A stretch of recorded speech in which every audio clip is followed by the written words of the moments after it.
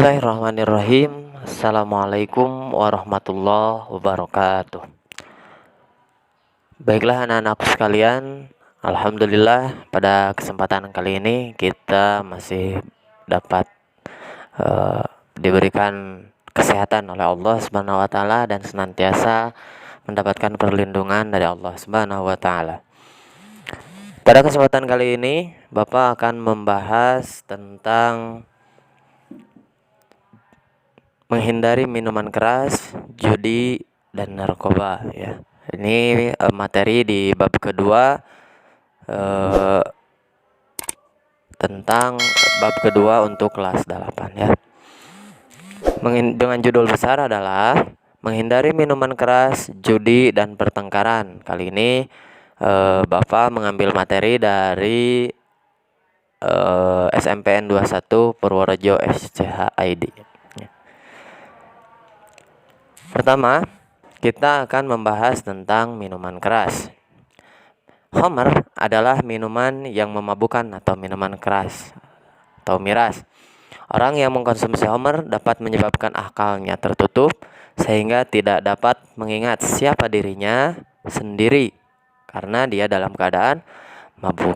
Rasulullah SAW menetapkan khamr atau miras ini tidak semata-mata dari bahan untuk membuat khamr, tetapi lebih dari pengaruh yang ditimbulkan, yaitu memabukkan. Ingat, jadi Rasul mengharamkan atau Allah mengharamkan hal ini dan berdasarkan hujah Rasul, yaitu bukan berdasarkan dari apa bahannya khamr tersebut, tetapi sebab yang ditimbulkan oleh khamr tersebut ya. Yaitu kenapa? Karena khamr tersebut adalah memabukkan. Ini yang harus digarisbawahi. Kemudian selanjutnya, khamr yang dapat membuat seseorang menjadi mabuk dan dapat mengakibatkan hilangnya akal pikiran seperti ganja, arak, tuak, dan sejenisnya, hukumnya adalah haram. Ingat, di sini digarisbawahi adalah haram. Dampak orang yang meminum minuman alkohol, yang pertama itu aspek fisik, yaitu berdampak ke dalam kesehatan fisik, psikologisnya. Yang pertama adalah mengkonsumsi minuman beralkohol dapat membuat seseorang menjadi mabuk dan menyebabkan seorang mengalami sakit kepala, mual, muntah, serta nyeri pada bagian tubuh tertentu. Kemudian yang kedua, berat badan menjadi naik karena minuman beralkohol memiliki kadar kalori dan gula yang tinggi. Yang ketiga, tekanan darah tinggi karena minuman beralkohol dapat memicu tekanan darah. Yang keempat, menurunnya kekebalan tubuh dan tubuh dapat dengan mudah terserang infeksi. Yang kelima, semakin sering dan semakin banyak jumlah alkohol yang kita konsumsi, semakin besar resiko terjangkit penyakit kanker, penyakit jantung, gangguan pernapasan, dan gangguan pada organ hati. Nah, di sini kalau kita amati ya, kenapa Allah kok mengharamkan yang namanya minuman keras? Tadi penyebabnya sangat banyak ya, akibatnya sangat banyak. Dari mulai kesehatan fisik itu semuanya dapat terganggu, apalagi alkohol ini dapat menyerang organ dalam dari tubuh kita, maka jauhi. Kalau tadi adalah dampak dari fisik, sekarang dampak dari psikologis, dampak gangguan jiwa. Yang pertama adalah gangguan daya ingat ya. Gangguan ingatan biasanya merupakan ciri awal yang menonjol pada demensia, khususnya pada demensia yang mengenai korteks, seperti demensia tipe Alzheimer. Pada awal perjalanan demensia, gangguan daya ingat adalah ringan dan paling jelas untuk peristiwa yang baru terjadi. Jadi pertama itu gangguan daya ingat, yang kedua orientasi.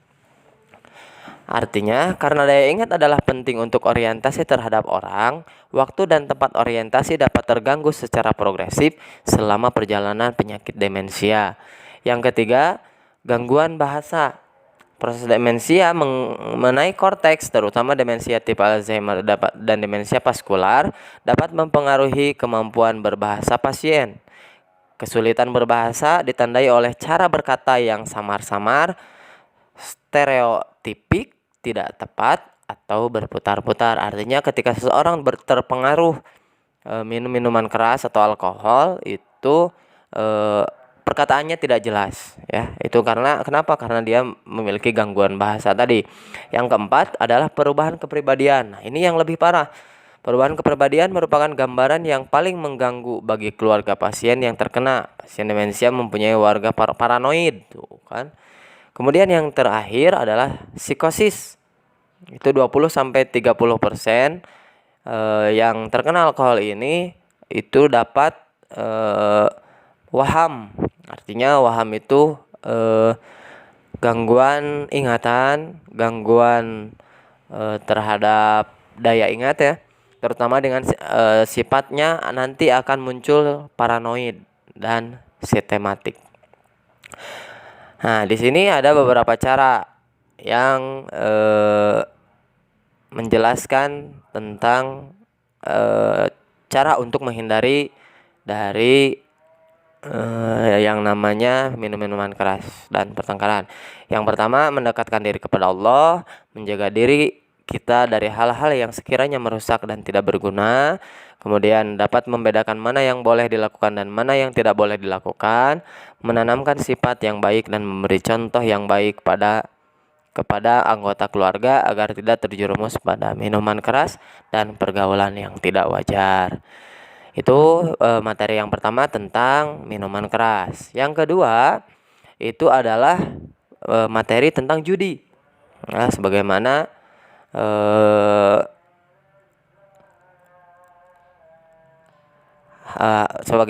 Allah menjelaskan bahwa al-maisir artinya mudah, ya. Judi itu dalam bahasa Arab artinya al-maisir, yang berarti mudah, yakni mengambil harta orang lain dengan mudah tanpa susah payah, atau yang sering disebut dengan berjudi. Sedangkan menurut Imam Syaukani, setiap permainan yang tidak lepas dari merampas harta orang lain atau merugikan orang lain dinamakan berjudi. Sehingga dari keterangan di atas dapat disimpulkan bahwa berjudi adalah suatu aktivitas yang direncanakan ataupun tidak dengan melakukan spekulasi ataupun rekayasa untuk mendapatkan kesenangan dengan menggunakan jaminan atau taruhan, sehingga yang menang akan diuntungkan dan yang kalah akan merasa dirugikan.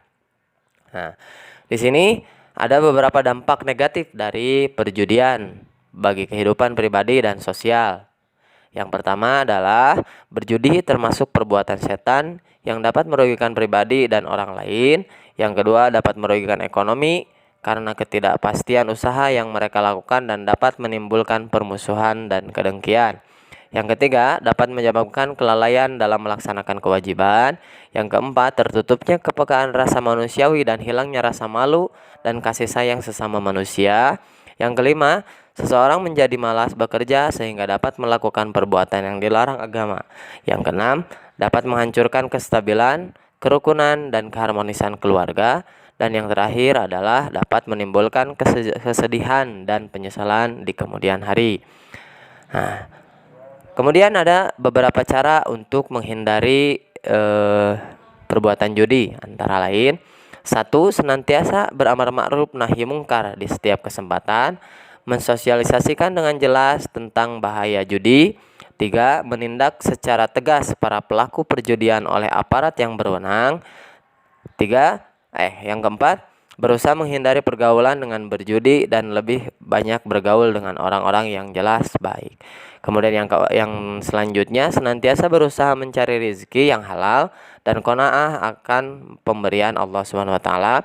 Yang terakhir, senantiasa beristighfar dan selalu memohon ampun serta perlindungan dari Allah agar tidak terjerumus perjudian.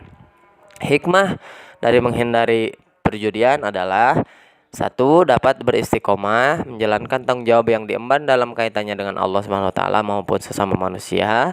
Yang kedua, perekonomian keluarga akan menjadi stabil. Yang ketiga, melatih diri untuk sabar dan tenang dalam menghadapi berbagai tipuan dunia. Yang keempat, senantiasa selalu berzikir dan beribadah kepada Allah Subhanahu wa taala. Yang kelima, termotivasi untuk selalu mengamalkan agama atau berkarya bagi nusa dan bangsa. Yang keenam, kehidupan dalam keluarga menjadi kokoh dan mandiri karena jauh dari persengketaan. Yang ketujuh, menumbuhkan perasaan malu dan kasih sayang terhadap sesama manusia sehingga akan tercipta perasaan damai dan bahagia. Pembahasan selanjutnya adalah tentang tawuran ya, atau kekerasan. Tawuran merupakan suatu kegiatan perkelahian atau tindak kekerasan yang dilakukan oleh sekelompok atau suatu rumput masyarakat. Faktor yang menyebabkannya adalah ada dua, yaitu faktor internal dan faktor eksternal. Internal ini dari diri seseorang, dari dirinya sendiri atau dari diri kita sendiri, dan eksternal itu dari luar. Di antara faktor internal adalah kurang mampunya beradaptasi dengan lingkungan sosial, ya. Kemudian kesenjangan ekonomi, juga tidak bisa menerima hal-hal sepele. Nah, kemudian ada yang kedua adalah faktor keluarga. Ini adanya kekerasan dan ketidakharmonisan dalam keluarga akan berdampak terhadap mental psikologis pada anak, sehingga anak mencari kebebasan di luar keluarga. Yang terakhir, yang ketiga adalah faktor sekolah. Sebagian besar hidup remaja itu kebanyakan di sekolah, maka lingkungan sekolah sangat berpengaruh besar terhadap terjadinya tawuran. Dan yang terakhir adalah faktor lingkungan, di mana kita diam, di mana lingkungan kita berada, disitulah kita dapat memperhatikan dan sangat berpengaruh terhadap mental kepribadian kita, ya. Kemudian cara mencegahnya, para peserta didik diberikan pengertian untuk memahami bahwa semua permasalahan tidak akan selesai jika penyelesaiannya dengan menggunakan kekerasan. Yang kedua, diadakan pendekatan khusus kepada para pelajar, terutama bagi yang mempunyai permasalahan.